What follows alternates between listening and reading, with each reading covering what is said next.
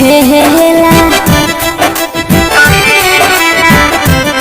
मन कहेला कि पागल हो जाईती, मन कहेला कि पागल हो जाईती, याद न आईत कुछ।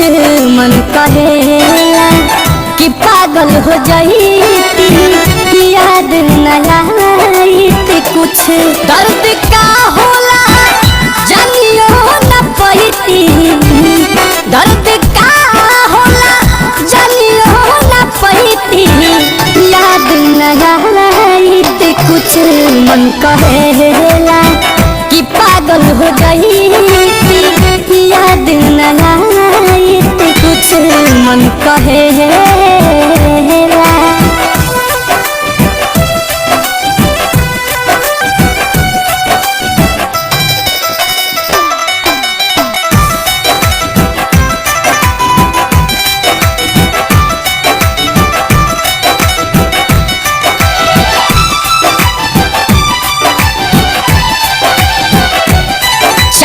ठोकर मरते चाहे ताला, जुल्म के तनो करते जमाना।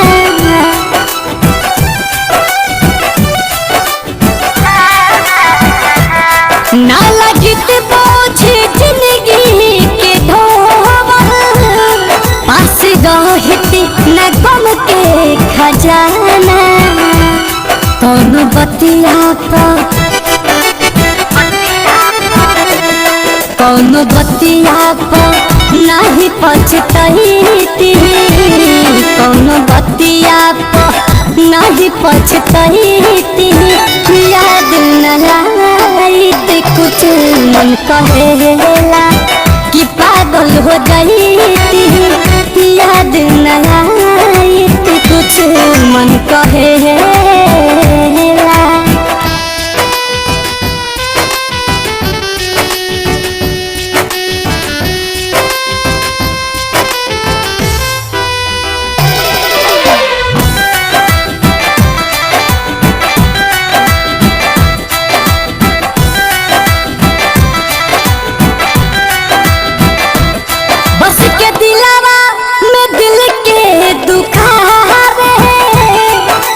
जैसे बाऊ है रोवावे,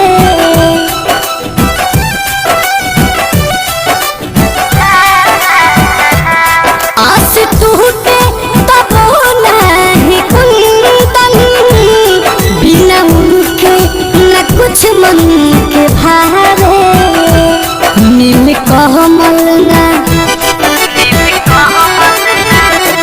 नील कमल ना फूल से भेटैती, नील कमल ना फूल से भेटैती, याद न आईत कुछ।